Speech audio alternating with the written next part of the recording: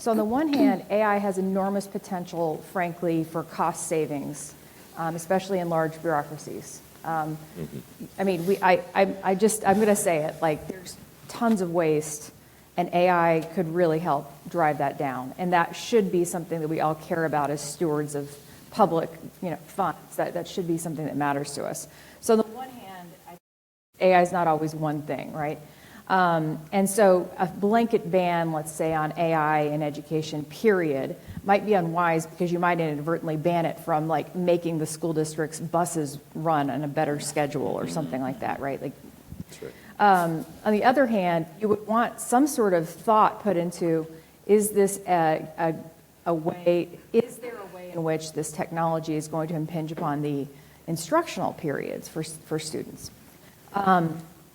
And so that's going to be a distinction that you really have to be careful with when you're looking at legislation and drawing your position on those things. So it's just something to throw out there. The broader point is that I think AI could be useful in instruction and education if you think about the different kinds of education and the different subjects that you're teaching. So I think in STEM, for instance, there might be some potential, especially if you're talking about AI useful in terms of drilling on math facts, okay? Let's just use math facts as an example. When I was a kid, math facts, my mom had a timer. She made me recite them. Like, that was it. It took me, 5 minutes a day, and then I could go play. You could see AI being built in a way that was responsive and taught you your math facts.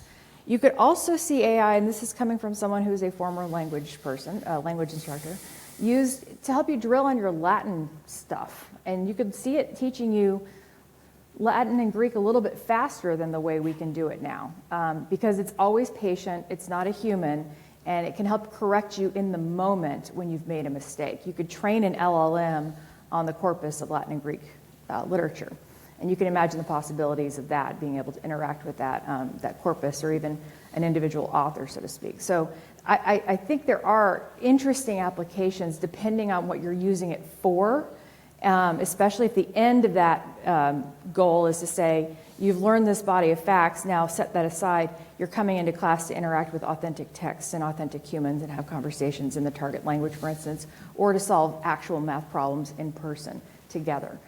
So I'm just saying, I think we can have discussions about this that aren't all one thing or all the other thing. We need to think about what the ends are, and we need to think about what we mean when we say AI before we make a sort of blanket condemnation one way or the other.